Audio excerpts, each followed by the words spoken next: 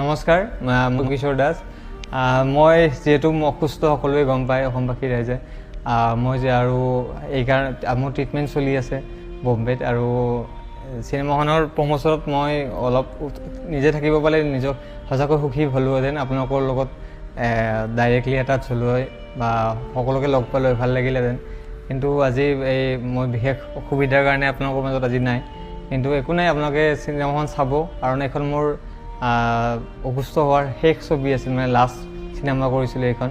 আৰু চিনেমাখনৰ বহুতখিনি ম'মেণ্ট মোৰ এতিয়াও মনত আছে, বহুত ভাল লাগে। কাৰণ চিনেমাখন যেতিয়া আমি কৰিছিলোঁ মাজতে লকডাউন দুবাৰ পালোঁ আমি। সেই লকডাউনত মানে এনেকুৱা কিছুমান পৰিস্থিতি হৈছে, মোৰ কাপোৰ চাপোৰ কণ্টিনিউটিৰ কাৰণে বহুত মানে প্ৰব্লেম পাইছিলোঁ। কিন্তু কাৰণ ঘৰত মানে লকডাউনৰ সময়ত ক'ত গৈছে ঠিকনা নাই। ইভেন মই নিজকে বডি মেইনটেইন কৰাৰ কাৰণে ছেইম লুকছ ৰখাৰ কাৰণে বহুত মেইনটেইন কৰিছিলোঁ। ডাইৰেক্টৰ সমীৰদাক মই বহুতবাৰ কৈছিলোঁ যে কি হ'ব, মই শকত হৈ গ'লে দিগদাৰ হ'ব। তাৰপিছত মই বহুত মেইনটেইন কৰিলোঁ নিজকে। আকৌ য'ত মই দাঢ়ি চুলি কাটিছিলোঁ, আকৌ ছেইম লকডাউনৰ পিছত আকৌ তাত গৈ আকৌ ছেইম লুকছৰ কাৰণে আকৌ গৈছোঁ, সেইবোৰ কৰিছোঁ। তাৰপিছত চিনেমাখনত সঁচাকৈ গোটেই ইউনিটে বহুত কষ্ট কৰিছে, আৰু আপোনালোকে যেনেকৈ মোক মৰম দিছে, আজিলৈ ইমানখিনি মৰম দিছে, আশা কৰোঁ সকলোৱে চিনেমাখন চাই মোক সহায় কৰিব বা মৰম দিব বুলি মই সঁচাকৈ আশাবাদী। আৰু চিনেমাখন যিহেতু বহুত কষ্টৰে কৰা গৈছে, এখন চিনেমা কৰিবলৈ সকলোৱে গম পায় কিমান কষ্ট হয়। আৰু এখন মোৰ যিহেতু মোৰ ৰিচেণ্ট প্ৰজেক্ট, ক'ব গ'লে ৰিচেণ্ট প্ৰজেক্ট। আৰু এটা সময়ত মই যেতিয়া ডাবিং দিছিলোঁ, ডাবিং দিয়াৰ এটা কথা ক'ব বিচাৰিছোঁ। ডাবিং দি থাকোঁতে মোৰ যেতিয়া মোৰ মানে কিছুমান এনেকুৱা দৃশ্য আছিলে, মই হাঁহিব লাগে বহুত জোৰে, কিন্তু মই হাঁহিব নোৱাৰোঁ।